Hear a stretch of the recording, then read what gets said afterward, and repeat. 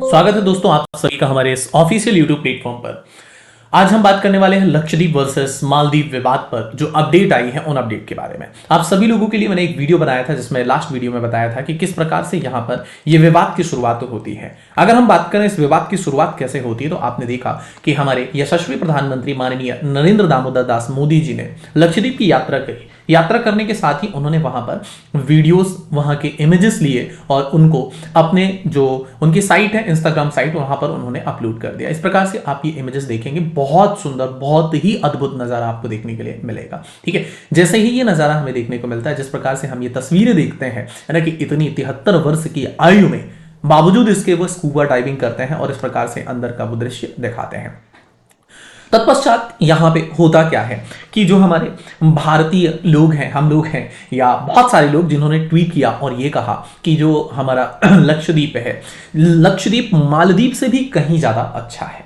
जैसे ही लोगों की ये प्रतिक्रिया आती है, ये बयान आते हैं, तत्काल यहां पर आप देखते हैं कि जो मालदीव के कुछ मिनिस्टर्स हैं, मालदीव के 3 मंत्री हैं, तो मालदीव के 3 मंत्रियों ने अपने अपने ट्विटर पर या यूं कहा जाए अपने अपने एक्स जो इनका हैंडल है ना, प्लेटफॉर्म एक्स है, यहां पर इन्होंने बयान दिया और बयान में ये कहा कि भारत जो है मालदीव की जैसी सर्विसेज नहीं दे सकता। भारत अपने इन स्थानों को मालदीव के जितना सुरक्षित, स्वच्छ नहीं रख सकता है। इस प्रकार से उन्होंने बयान दिया। जैसे ही ये बयान ये देते हैं, बयान देने के बाद से ही यहां पर यह मुद्दा गर्मा जाता है और यहीं पर उन्होंने मतलब तीनों लोगों ने अलग अलग प्रकार से टिप्पणियां करी जो कि काफी अभद्र थी, जो कि हमारे भारत देश के लिए और ना ही नरेंद्र मोदी जी के लिए सही थी। बाद में इन तीनों नेताओं को सस्पेंड कर दिया गया। तीनों नेताओं को यहां पर सस्पेंड कर दिया गया। जैसे ही इन्हें सस्पेंड किया जाता है, साथ ही साथ यहां पे एक ट्रेंड चल रहा होता है, हैशटैग मालदीव्स। क्या है? Hashtag boycott, hashtag boycott Maldives. अब आप देखते हैं कि जैसे ये हैशटैग बायकॉट मालदीव ट्रेंड चल रहा होता है, सभी नेता, सभी यहां पर एक्टर्स, बड़े बड़े सेलिब्रिटीज यहां पे ये ट्रेंड करने लगते हैं, बायकॉट मालदीव, बायकॉट मालदीव्स। आपने देखा कि बहुत सारी ट्रेन, मतलब अगर देखा जाए प्लेन टिकट्स कैंसिल हो जाती हैं। साथ ही साथ हम यहां पर एक चीज और देखते हैं, जितनी भी बुकिंग्स थी वहां होटल्स की बुकिंग, सारी बुकिंग्स कैंसिल हो जाती हैं। ऐसे कितना बड़ा प्रभाव पड़ने वाला है मालदीव को, आपको भी पता है। ऐसा होता है। साथ ही साथ इसके तुरंत बाद एक और स्टेप आता है हमारा जो मित्र देश है, ठीक है, हमारा मित्र देश इजराइल।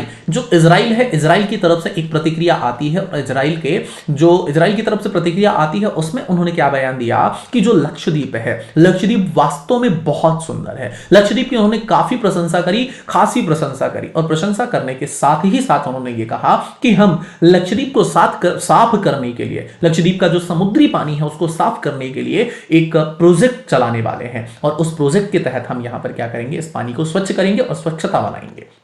इतनी बात तो हो जाती है। इसके बाद में आज की अगर हम बात करते हैं तो यहां पे होता क्या है, हम मालदीव की बात करते हैं। मालदीव में जो राष्ट्रपति, क्योंकि अभी सरकार बदली है, आप सभी लोगों को पता है, मालदीव में जो राष्ट्रपति है, मैं राष्ट्रपति का नाम बता देता हूं, मालदीव के राष्ट्रपति मुइज्जू। ठीक है, क्या नाम है इनका?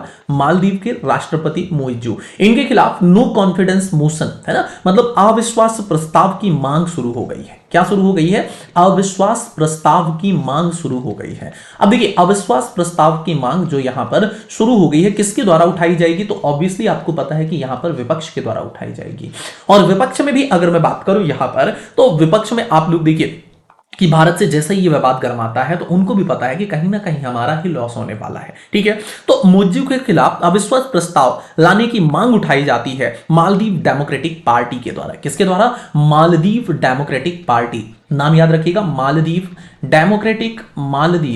डेमोक्रेटिक पार्टी, है ना, मालदीव डेमोक्रेटिक पार्टी के द्वारा अविश्वास प्रस्ताव लाने की मांग की जाती है और इनके जो नेता हैं अली अजीम, क्या नाम है? अली अजीम, इस प्रकार की मांग उठाते हैं। उन्होंने कहा साथ ही साथ कि इस प्रकार का जो बर्ताव है यह बिल्कुल सही नहीं है, हमें देश की फॉरेन पॉलिसी को बहुत मजबूत बनाना होगा। इन्होंने क्या कह दिया कि हमारी जो फॉरेन पॉलिसीज हैं, है ना, हमारी जो फॉरेन पॉलिसीज हैं इनको मजबूत बनाना होगा, इन्होंने ये भी कहा। साथ ही साथ उन्होंने अपने सोशल मीडिया प्लेटफॉर्म पर लिखा कि हमें पड़ोसी देशों को खुद से अलग थलग करने से बचना पड़ेगा। इसके बाद उन्होंने अपनी पार्टी के लोगों से भी पूछा कि मुइज्जू को हटाने के लिए क्या वो तैयार हैं अथवा नहीं है ना, क्या मालदीव डेमोक्रेटिक पार्टी मुइज्जू के खिलाफ अविश्वास प्रस्ताव लाएगी अथवा नहीं लाएगी। तो उन्होंने अपने पार्टी के मेंबर से भी पूछा है।